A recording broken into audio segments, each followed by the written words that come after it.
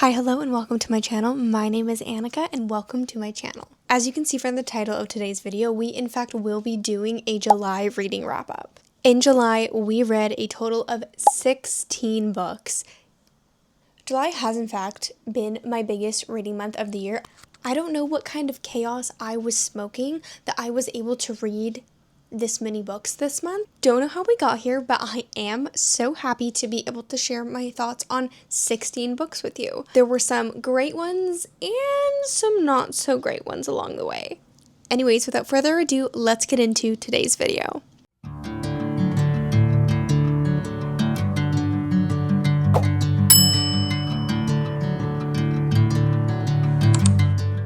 Okay, let's start today's video off with our current reads, just so you know where I'm at, what's going on, and where we're going to be going from here. So as you will see in just a couple minutes, I did in fact venture into the Addicted Calloway Sisters series this month. I'm currently on book 3, which is Addicted for Now. This series is going to be god tier. Like, I just feel it in my bones. I feel that it is going to be Boys of Tolman level, I'm hoping, but this is a ginormous series. There's 10 books, but we are on book 3, so hey, we are making progress. I am immersive reading the entire Addicted Calloway Sisters series, or at least as much as I possibly can. For the last, I'm going to say probably year, there have been slow releases of these books, at least on my Libby account. So at least on my library account, I've been slowly getting them. I have the notification bells on for all of them. And I want to say I probably have 7 or 8 of them now. They are not all out. They were almost all out, so I will be immersive reading majority of them. And what am I currently listening to? Because I do in fact always have at least one audiobook going at a time, and that would be the 6th book in the Broken Bonds series, which we will discuss in depth in this reading wrap up. Okay, I have my handy dandy Fable app here because when you have read 16 books, you quite frankly start to forget where you are at with some things, because that is insanity. Okay, so we went into the month of July finishing up The Goal, which is the 4th book in the Off-Campus series, because in June we read the Off-Campus series, and I absolutely loved this book. I rated this book 4 stars, which is pretty darn good. Book 1 follows Garrett, book 2 follows Logan, book 3 follows Dean, and book 4 follows Tucker. And I literally love all of these men. I love all of these men for such different reasons. I absolutely loved this story. I cannot wait to see this dynamic on screen because I just think it is going to be done so freaking well. Then after that, we read The Sweetest Oblivion, which is book 1 in the Maid series, which I am not a huge mafia romance girly. Not because I don't want to be, just because I don't naturally kind of gravitate towards mafia romance. But this is like everybody's favorite. Like, it's one of the top series that you will see being recommended if you are looking for a mafia romance series. And honestly, it was really good. I rated this 3.5 stars. I really enjoyed it. It did not necessarily make me want to pick up the next book like immediately. Like, I wasn't like, oh my god, I'm gonna die if I don't pick up the next book. But I did really enjoy it. I thought it was really good. I thought it was really fun. I loved meeting Nico because I have in fact heard lots about his name on the booktube space, and it was really, really fun to meet him. Next up, we read Say You'll Remember Me. This is my very first Abby Jimenez book, and I have been wanting to get into Abby Jimenez for literally so freaking long because Bestie Larry, aka Larry Reads, who I in fact do not know in person at all, but she in fact is still book bestie, she loves Abby Jimenez and has been talking about Abby Jimenez forever since I started watching Larry literally years ago, and I finally took the plunge since I am in my contemporary romance era right now. And let me just say, 5 stars. 5 stars because 5 stars is a feeling, and 5 stars is what I felt. It is what I felt when I was listening to this book. I I just loved every single element. I loved every single element. I loved the FMC. I loved the MMC. I loved their dynamic. I loved how they worked through so many of the hard struggles that they continued to face throughout this book, and how at the end they always came together. They never let each other deal with anything alone, even when they kind of tried to push each other away, and I just absolutely loved it. If you want a sexy, sweet, lovable, veterinarian, animal-loving man, this is your man. This, in fact, is your man. Then we read In Her Own League by Liz Tomforty, which is kind of part of the Windy City series. It is about the coach for one of the teams in this series, and it is also the dad of one of the female main characters in the series. It's an age gap romance, and there is a badass boss bitch FMC. I absolutely love her. She is the owner of the team that he is coaching for. Yeah, you heard that right. And it is just so freaking good. Alright, brief little interruption there. So I don't really know where I left off. My boyfriend called me and now I don't know where I was. But that's fine. Not sure if I told you yet, but I did rate it 4 stars, which is pretty darn good. I did struggle to get into it a tiny bit right in the beginning. I was like, oh, I don't know if I'm in the mood for this. I love Liz Tomforty's writing, so I was like, it's not gonna be the book. It's not gonna be about the book. It's gonna be about me. I am in fact going to be the problem. But then I just pushed through a little bit, and guess what? I absolutely loved it. I ate that shit up.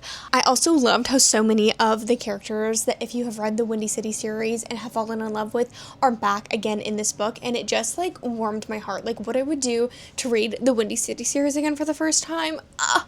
Oh my gosh. Anyways, 4 stars. Absolutely loved it.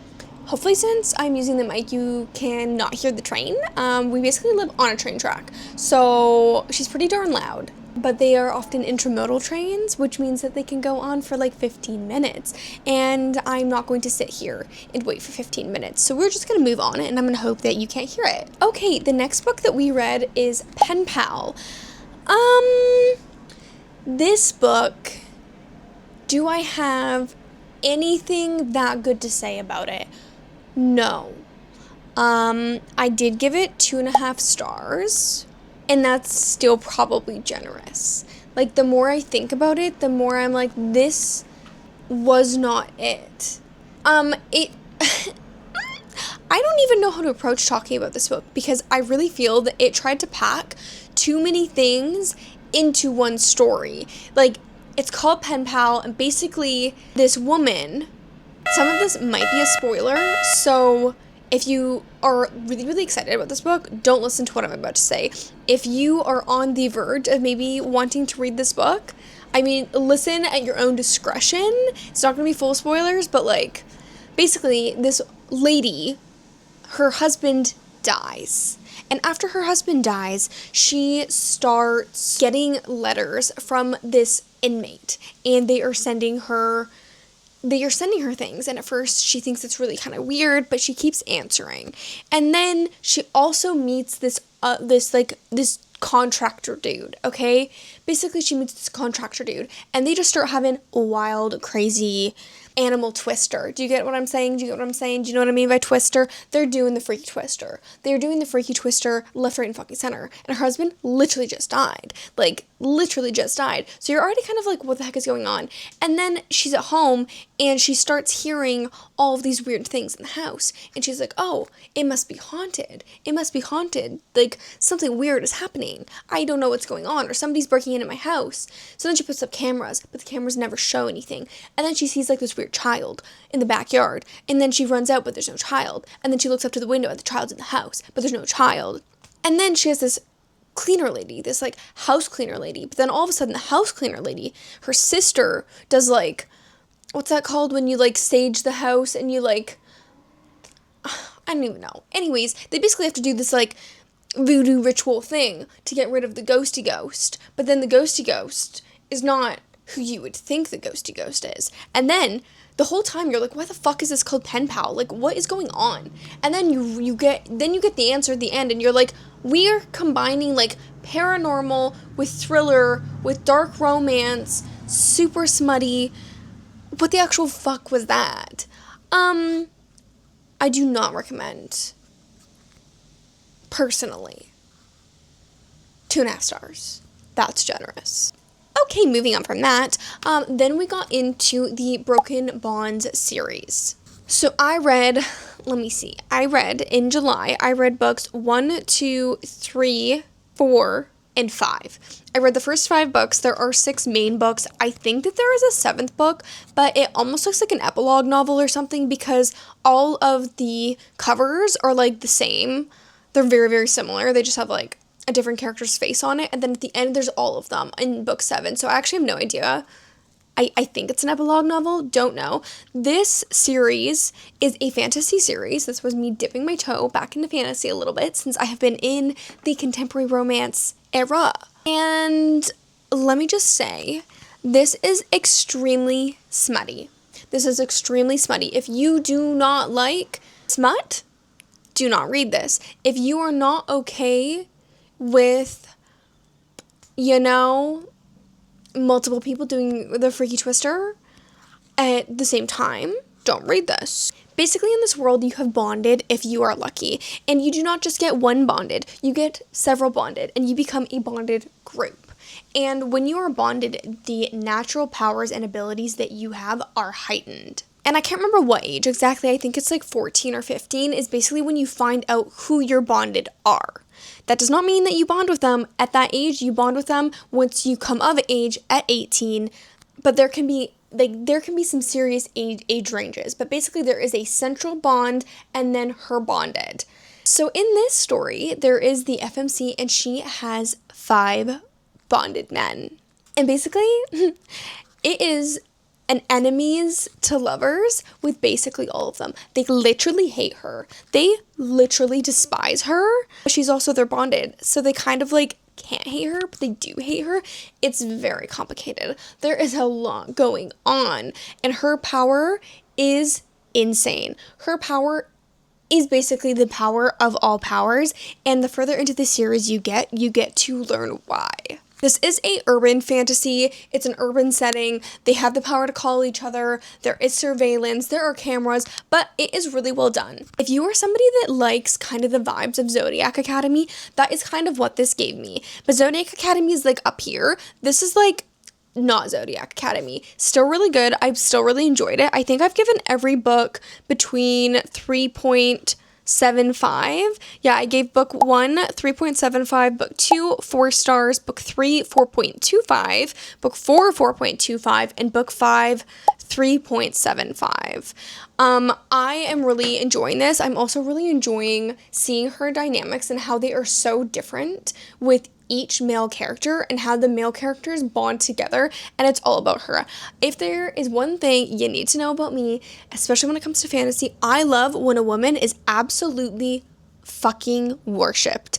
I love a woman that gets worshipped. Like, it just does something to me. It really, really does. And if you also like a woman being worshipped, especially when she is such a freaking badass. She is such a badass. She doesn't take no shit. She doesn't let anybody rampage over her or try to tell her what to do. She's like, no, fuck off. Like, literally fuck off. She is exactly who she thinks she is. You will definitely like this book if you are like me. Anyways, I'm really enjoying it. I'm going to say that it's kind of like a 4-star series for me. Like, it's super digestible. It is super easy. Especially since I'm listening to it, I can easily keep up with the fantasy story, even when I'm listening and busy and doing things. It's not so complicated that I can't follow it. But it's also still so enjoyable, and there's a lot of elements, and we're still missing things and learning things, even in the last book, especially in the last book, which I'm really enjoying. Then we read This Summer Will Be Different, which is a book by Carly Fortune. And Carly Fortune this year has in fact become one of my new auto-buy authors. There's nothing that this woman has written that I haven't enjoyed. I absolutely ate up One Golden Summer. That is where I started. That was 5 stars. That was a whole situation. I absolutely loved that. That was right book, right time, right location. Literally everything about that was perfect. Then we went back and we read Every Summer After, also devoured. So then I was like, well, I obviously have to get her other books too. So I in fact did. And we read This Summer Will Be Different. And I rated This Summer Will Be Different 4 stars. It was so good. I absolutely loved it. Like, I don't know what kind of magic juju she puts in these freaking books, but I will eat it up literally every freaking time. Literally every time. They're just so good. There's just like nothing not to love about the way that Carly Fortune writes. I feel like her books are just so like atmospheric, and I just feel like I'm there. I just feel like I'm there. I feel like I'm going through it with the characters, and I absolutely loved it. And very shortly after I finished this book, like I want to say like 2 days after, we did in fact get given the cast for the main characters. Oh my god, it is going to be so perfect. This book to film adaptation is going to be absolutely legendary. I just feel it. I just feel it in my bones. I do hope that it will be just, a wee bit better than the Every Summer After adaptation. I think, and maybe this is a hot take, I think that both are good in their own right. If you read the book and absolutely loved it, then that is great. But if you are going to go in and watch the show, if you haven't already, then you need to go into it knowing that the show is different. You need to think of it as a totally separate thing, because they changed some of the main plot points, and it really, really threw me. It really threw me. Like, so many of the reasons that I loved the book were changed in the show. And I was like, this isn't even the same thing. But if you looked at the show by itself on its own, I do not think that it is a bad show. I just don't think that it gave the book girlies what they needed, what they wanted, what everybody was like chomping at the bit to get. It was just not quite that. Anyways, this summer will be different. 4 stars, highly recommend. If you haven't picked up Carly Fortune yet, you should. You absolutely should. There's just no ifs, ands, or buts. She's amazing. Okay, moving on from that, then we read The Summer of Broken Rules, and this is a book that I kind of just came across. I don't remember seeing anybody's reviews. I don't remember seeing it on anybody's videos. I just saw the cover and I was like, I love it. I love it. I think that is going to be for me. And let me tell you, I went in completely blind, because that is typically what I do. I just wing it and I just go for things. And I absolutely loved it.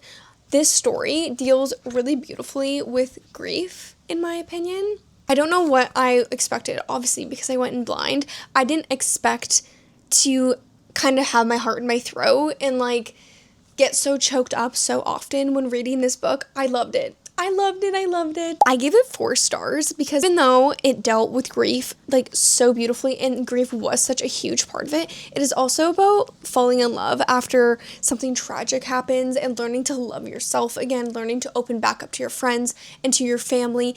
And then there's also this element of games in this, and I won't get into it too much. And I thought it was such a fun way to kind of bring in learning to have fun again, learning to love yourself, learning to let yourself enjoy life even though you are grieving. And I just thought it was so good. Like, honestly, I could probably bump it up because I haven't been able to stop thinking about this book. It's so good. Okay, and then we read Addicted to You, the first book in the Addicted Calloway Sisters series. And holy moly, I just don't even know where to start when talking about this book and this series. This series is heavy. It is really, really heavy. If you're somebody that's really sensitive to addiction and different kinds of addiction, this series might not be for you. Addiction is not a subplot. It is not in the background. It is the forefront of this story very, very heavily. The male main character, Lo, struggles heavily with alcohol addiction. Heavily. Like, fully reliant on alcohol. The FMC struggles severely with sex addiction, and together they enable the shit out of each other. They love each other fiercely. They're best friends. They have been best friends, and they kind of both saw each other's addictions come about at a young age, but weren't able to be positive forces for each other in any sense of the word. They basically isolated themselves and are now struggling with their addiction on their own, together. There were so many times when I was reading that I was falling in love with them and falling in love with the relationship so heavily, but also just wanted to cry. Or did cry, because I am a crier. But it's just so heavy. It is so heavy in the way that Boys of Tolman is so good, but so heavy. Like, the topics are so freaking heavy. I rated this first book 4 stars. It was phenomenal. this is going to be a god tier series. I really genuinely think so. But yeah, holy moly. And then we read Ricochet, which is book 2. So if you don't know, the Addicted Calloway Sisters series is technically 2 series that follow a timeline. So the Addicted series is Lauren and Lo's journey with addiction, specifically the 2 of them. There are 4 Calloway sisters in this series, so slowly as the books go on, we get to dive deeper into the sisters. In the second book, Ricochet, it brings in the second sister quite heavily. We do get to see the other 2 sisters as well, but one sister specifically comes in and is a driving force in helping Lily. She comes in all badass that she is and is like, no, we are fighting this addiction. You're getting better. We can't live like this forever. And I devoured this. I absolutely devoured this. I loved learning about Lily and Lo so much in book 1, but I truly think that Rose, her sister, is going to be my favorite character. She is badass, she is stubborn, she is so driven, and she's one of those characters that I think if you are somebody that liked Nesta or likes Lizzie, that you can understand that there are characters that might come off blunt and strong and a little bit vicious, but they're misunderstood, and you just know that there's so much more going on, and there's just so much. And that's kind of what Rose is giving me so far, and I'm so excited to continue the series. Oh, and I also rated Ricochet 4 stars. And then finishing off the wrap-up, we dived into the world of Katherine Center. I'd never read Katherine Center before, and let me tell you, she is going to be one of my new auto pickup authors when I'm looking for something that is easy peasy, a little bit of a palette cleanser. And apparently I learned that some people don't like the word palette cleanser because they think it like diminishes from the book, but I think as a mood reader, I know what I need when I need it. Like if I want a ginormous 800-page, super hard to understand, super complicated fantasy, then I know that I need that. And then some days I just need a happy, easygoing romance that is just going to like tickle my brain the way I need it to tickle my brain. And that is what these are. So I read Hello Stranger and The Bodyguard by Katherine Center, and I rated both of these 3.5 stars because they are so easy, fun, and just I was able to blow through them. They were exactly what I needed to just kind of let my brain be. I'm a full-time university student. I'm tired, and I like to put on an audiobook when I'm cleaning. Do I want to be cleaning ever? No, because all I do is sit at my freaking desk all day long and do schoolwork and write research papers, and I'm tired. So sometimes I cannot fathom reading a fantasy book. Sometimes I just can't. Sometimes I'm just like, my brain hurts so goddamn bad. And then I put on books like these, and it's just exactly what I need, and I just love it, and I'm smiling, and I'm giggling, and it's just so freaking good. Hello Stranger is basically about a woman that gets into an accident and she develops face blindness, acquired face blindness. And the kicker is she is a portrait artist. So that doesn't go very well when you cannot paint because you cannot see faces. So basically it is her story and her journey trying to deal with this and learn how to live with it. And in the meantime, falling in love with a handsome stranger. Then there is The Bodyguard, but The Bodyguard is the FMC in the story, which I absolutely loved. I just learned that this is being turned into a Netflix movie, and I am so excited. I'm gonna eat this up. I loved it. So the FMC works for this agency, which typically works with high-profile clients that need a bodyguard. But they have a case where they are now working for a celebrity. And who gets the job? Our sweet FMC. And who does she have to work for? Well, that would be Jack Stapleton. You see what happened there? And obviously, because it is a happy-go-lucky, silly little fun-time romance, we can all see where this is going to go. But this is such a fun freaking story. So if you're looking for some easy, digestible, fun reads, I would highly recommend picking up Katherine Center's books, 100%. All right, and that brings us to the end of July's reading wrap-up. Are we going to read this many books again in August? Who knows? Sometimes I just get a little crazy. Sometimes I get a little squirrely and I just inhale shit. And then other months I do not inhale shit. So I don't know. I don't know what happened this month. I truly don't. But thank you so much for being here. I hope you enjoyed today's video. I hope you found some books to add to your TBR, found some new books or some new authors that you have never heard of before. But either way, thank you so much for being here. Thank you so much for spending some time with me. I hope to see you again next week. I post new videos every Friday. I have so many fun things and fun videos planned for the next little while. So if you liked this video and want to see what I have coming up next, hit the like and subscribe button below. And thank you so much again for being here, and I will see you in the next one. Bye!